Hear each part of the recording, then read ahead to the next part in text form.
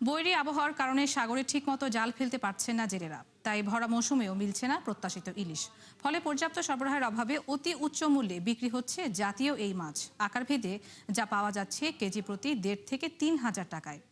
বিস্তারিত জানাচ্ছেন নাদিয়া ইসলাম তুলি। ভরা মৌসুমেও সাগরে দেখা নেই জাতীয় মাছ ইলিশের, তাই বরিশাল নগরীর পোর্ট রোডের পাইকারি মোকাম অনেকটাই ইলিশ শূন্য। মূলত বৈরী আবহাওয়ায় সাগরে ঠিকমতো জাল ফেলতে না পারায় এমন সংকট। একেবারে ২.৫ ইঞ্চি ফাঁসের একটা জাল আছে, ওইটা ব্যবহার করে চাপনি মাছের জন্য। পোর্ট রোডে মাছ নাই দাদা, ৫০০-৬০০ শ্রমিক আছি, অনেক কষ্ট করে আছি, আমরা অনেক কষ্ট দুঃখে আছি। এই জাল জুল বাইরেনের গতিকে যত গুঁড়া মাছ আছে সব মাছগুলা মারিয়ে ফেলায়। এমন দুরবস্থায় ঋণের টাকা শোধ নিয়ে দুশ্চিন্তায় আড়তদাররা, যা চলমান থাকলে ব্যবসা সংকুচিত হওয়ার শঙ্কা তাদের। এক আড়তদার ঋণ আছে, মনে হয় ১ কোটি ২ কোটি ১.৫ কোটি ঋণ আছে। ১ কেজি পরিমাণে কেজির মাছ ধরেন মন বিক্রি হচ্ছে ১,৬০,০০০ থেকে ৭,০০০ টাকা।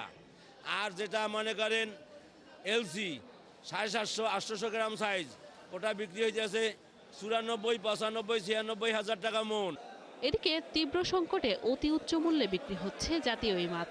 আকার ভেদে যা পাওয়া যাচ্ছে ১.৫ থেকে ৩,০০০ টাকায়। ক্রেতাদের অভিযোগ, ইলিশের মৌসুমে এত চড়া দাম আগে কখনো দেখেননি তারা। আমাদের অবস্থা তো করুণ অবস্থা, কোনো মাছ নাই। মাছের যে মূল্য, এই মূল্য আমার লাইফে আমি কোনো সময় দেখিনি। এই সময় মাছের দাম এরকম থাকে। ৬০০-৭০০ গ্রাম প্রায় ১৫০০-র কাছাকাছি দাম চেয়ে বসতেছে। এখন তো বর্ষা সিজন, কিন্তু সেই সিজন অনুযায়ী দামটা একটু বেশি হচ্ছে।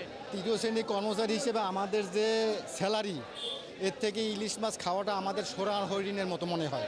স্বাভাবিক সময় বরিশালের এই মোকামে যেখানে ১০০০ মনের উপর ইলিশ আসে, সেখানে বর্তমানে এসেছে মাত্র ১ থেকে ১৫০ মন। নাদিয়া ইসলাম তুলি, ৭১।